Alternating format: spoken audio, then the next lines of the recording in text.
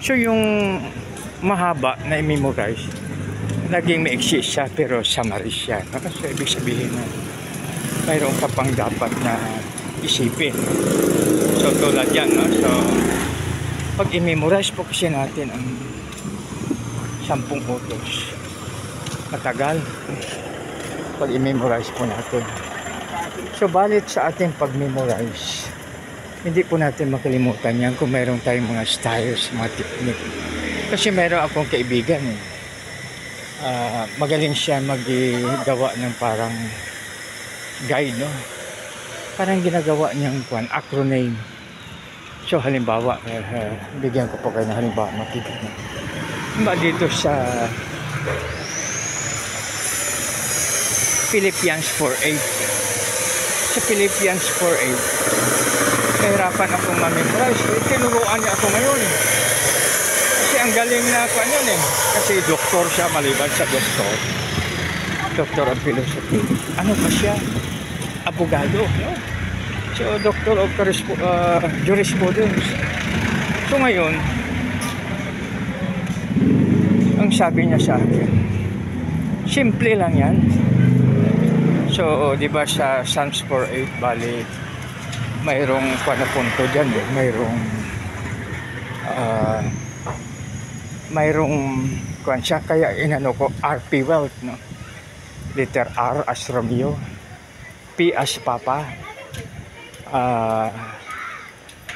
W as work, wealth, tapos E as eco, A as alpha, tapos L as lima, T as tango, and H as hotel, no? So ngayon mga kaibigan, ginawa ko, no? Kaya yung Psalms 4:8 madali ko na i-memorize, no?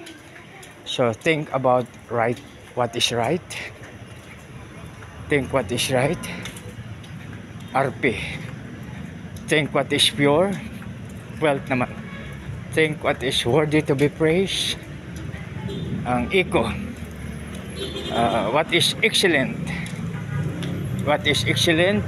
and A naman alpha, what is wealth, no? Excellent, letter A as apple, A as alpha, think what is pa, hindi ka naman ko, ang T kasi what is true, ang H is parang mahirapan ako, no? So balit makiban yun, no? Madali.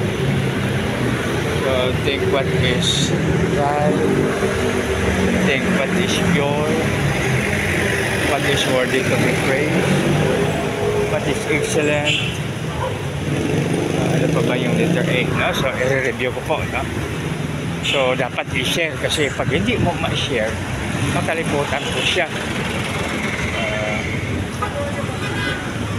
What is excellent, ang letter T ay what is true, what is true ang T. So what is true ang T, ang insaman is what is honorable. So yan, madali ko na makuha, no?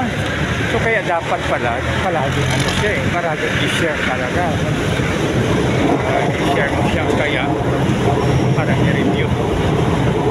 So mamaya pag may need, i-ano natin. So ito po mga kaibigan, dapat natin gawin para hindi natin makalimutan.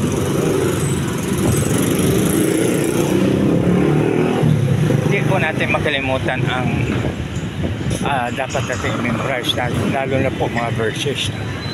So yun po mga kaibigan. So kaya sabi ni Haring David, halika kayo mga kaibigan, tuturuan po kayo. So tuturuan po kayo na dapat natin sundin at igalang si Yahweh.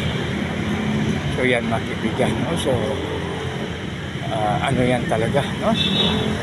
Napakaganda na paalaala sa akin. So pag palagi natin yung share, mas madali nating ma-memorize.